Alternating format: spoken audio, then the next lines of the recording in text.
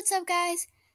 On my new channel, I've had a channel before, but I sort of lost my password, so here's my new channel, and on my new channel, I will be reading fan fictions. Most of them will be, AFMAO related or something, because that's what I currently have, stored up, but some will be other ones, and for now, let's read the description for I Am a Machine. Okay, so she does not own the characters. Okay, winter has just begun in Phoenix Drop. It's been very unforgiving. An incident happens leaving Gareth to wonder if something not right with him. Being a shy-loving man he is, he keeps his mouth shut not when to become the center of attention. But was that the good choice? He begins to lose sleep, sees odd things, attacks himself randomly, stops breathing, then comes alive. Gareth is beginning to turn to a living insane asylum, population 1.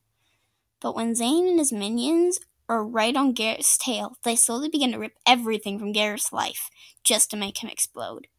Join Gareth, AFMAO, Lawrence, and the rest of the Minecraft Diaries gang in I Am a Machine. Okay, so according to that, this one might have some gore, so I'm not sure if it's going to be right away or anything, but it will be at one point. It says it's from Gareth's point of view, so let's start reading.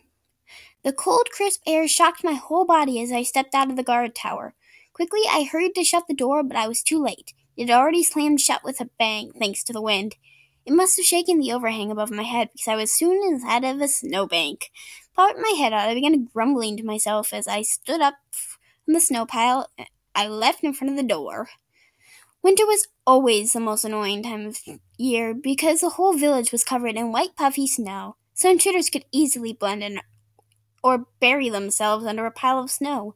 Sighing and began to tread through the snow crunching under my feet with every step I advanced.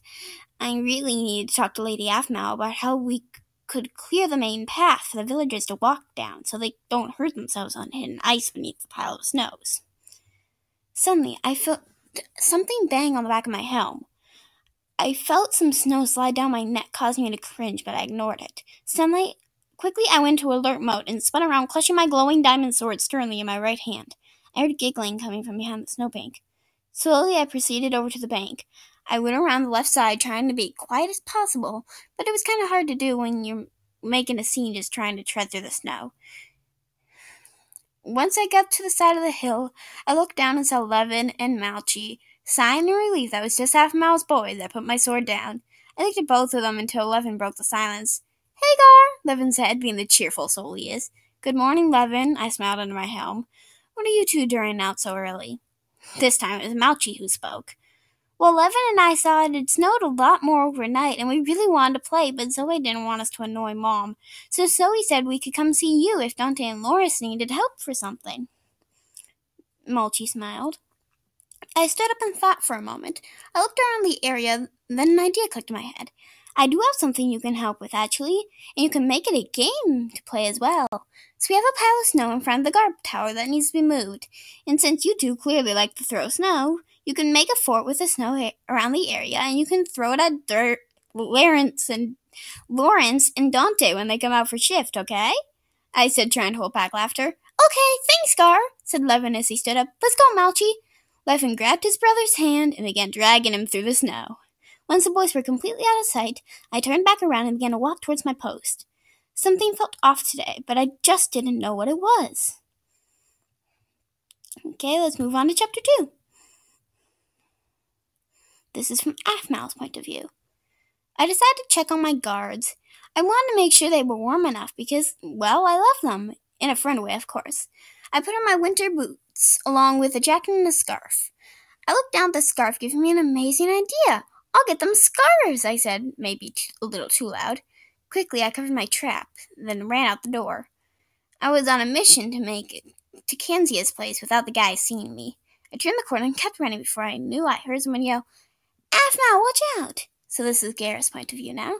I was guarding a patch of ice near Cadenza so no one would slip on it while Brendan went to grab a pickaxe to smash it. I heard footsteps running my way, and I looked to see AFMAO. She was running full force. but it didn't look like if she was paying attention to her surroundings. I forgot the ice was there. In a panic, I stepped in front of the ice so she'd run into me. Aphmau, watch out, were the only words I got before I was on the ground. This is Aphmau's point of view. Before I could stop myself, my body slammed into someone or something. We tumbled onto the ground. Slowly I opened my eyes and began to look around. I had a groaning noise coming from under me. My head shot down towards the sound. I saw Gareth. He was looking at me, wide eyes. I looked at how I was sitting on Gareth. My hands were on his chest and I was sitting on his lower stomach. I felt my jeans become wet from the ice. I got off Gareth quickly and helped him to his feet. Gareth's point of view. All I felt down was Aphmau's body impact with mine, then darkness. I'm not sure what it was. I felt my body shut down, but all of a sudden rebooted itself and I could see the function normally. What happened, I thought. I groaned, trying to move, but something wasn't right me. Suddenly my vision locked onto Aphmau, who was on top of me. She must have seen my eyes widen because she looked down at how she was sitting. I saw her roll off me. She slowly helped each other to our feet. Lady Aphmau, my most sincere apologies, I said. Then I saw her smile. It's okay, Gareth, really. These things happen. Don't worry about it, he smiled. That's a beautiful smile. It's always heartwarming, I thought to myself and then spoke aloud. You aren't hurt, are you? I asked. The last thing I wanted to do was hurt the Lord and the love of my life.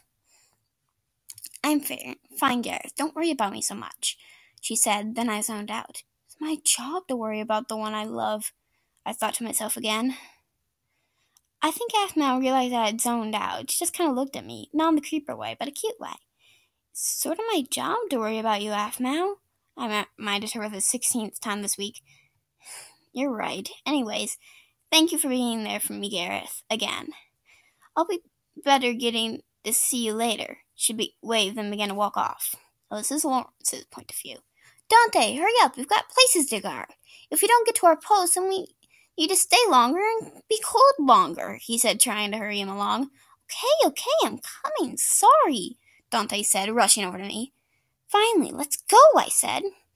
Gripping the door handle in my left hand, I turned the knob clockwise, hearing a clicking noise as I pushed the door open and held it for Dante. Ladies first, I gestured my free arm out the door. I heard Dante curse at me, but it became muffled in the roaring wind.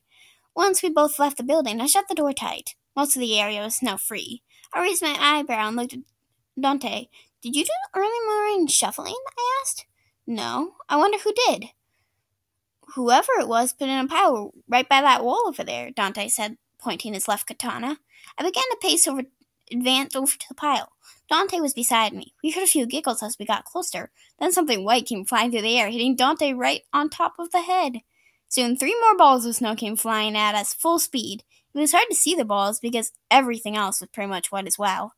When the snow stopped flying about 3 minutes after it started, Dante and I were covered in snow and exhausted.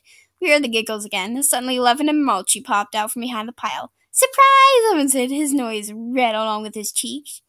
Oh, you got us good, Dante said, panting from the previous events that just went down. Yeah, we did. Well, we better go thank Gareth for the idea, Mulchy said, looking at Levin. Yay, let's go! Bye, Dante and Lar. Levin giggled. I looked at Dante. He looked as if he were thinking the same thing.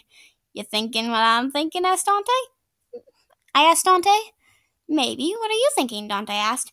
We get revenge on Gareth for this little prank, I smirked. That's what I was thinking. After duty, we should plan our attack, Dante yells/whispers. Okay, see you after duty, I said, and began walking away. See you after duty, he replied. Now this is Gareth's point of view again. My duty was over today. I pondered about what happened today. It was like my whole body died, but all of a sudden rebooted itself when I hit my head off the ice. Or was it when I impacted with Aphmau? But the strange thing is that I felt fine. You'd think that when I fell, I should feel some pain because of the ice. Oh, looks like I'm going to be done recording in about 29 seconds. But no, not anything. I decided to keep this to myself, even though I did feel off, like something was wrong with me. But me being me, I shrugged it off, not wanting to be the center of attention. So looks like that might be all for today. See you later, guys.